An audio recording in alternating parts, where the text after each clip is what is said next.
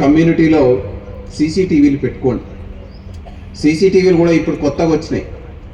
కొన్ని night time especially 10 to morning 5 వరకు ఎవరైనా అపరిచితులు వస్తే అలారం ఇచ్చే విధంగా మీరు ఒక అపార్ట్మెంట్లోనో మీ ఇంట్లోనో 5 ఫ్లోర్లోనో ఎక్కడో ఉంటారు, లేదా మీరు అవుట్ సైడ్ వెళ్తారు. ఎవరైనా మూమెంట్ చేస్తే అంటే మనం ఇంట్లో ఉండే 5 మంది 10 మంది యాక్సెస్ ఇస్తారు. మిగతా వాళ్ళు కొత్త వాళ్ళు వస్తే మనకు సెల్ ఫోన్కి మెసేజ్ వచ్చే విధంగా కూడా వస్తున్నాయి. సో అట్లాంటి వాటిని ఏర్పాట్లు చేసుకోండి. ఎందుకంటే మన యొక్క ప్రాపర్టీకి ఫస్ట్ బాధ్యులం, ఫస్ట్ రెస్పాన్సిబుల్ సిటిజన్ మనం కాబట్టి దయచేసి అది చూసుకోండి.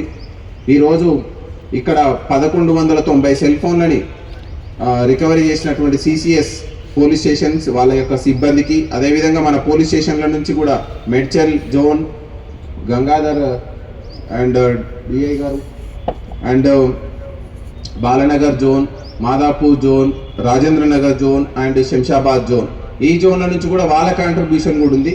అందరూ ఇది ఒక యూనిట్గా సైబరాబాద్ కమిషనరేట్లో తీసుకున్నటువంటి యాక్షన్ ప్లాన్ ఇది కంటిన్యూస్ అవుతుంది.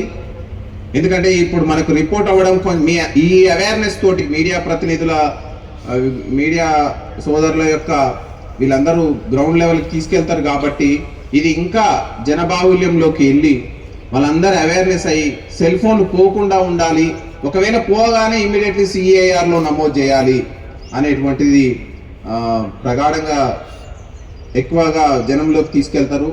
కాబట్టి అది ఖచ్చితంగా రాను కాలంలో సెల్ ఫోన్ దొంగతనం చేయాలంటే దొంగనే భయపడాలి, ఆ పరిస్థితికి రావాలి. సెల్ ఫోన్లు ఎవరైనా సెకండ్ హ్యాండ్ సెల్ ఫోన్ కొనేటప్పుడు మీరు ఖచ్చితంగా ఆలోచించి నిర్ణయం తీసుకోవాలి. ఎవరికైనా మీరు అట్లా సజెస్ట్ చేయండి.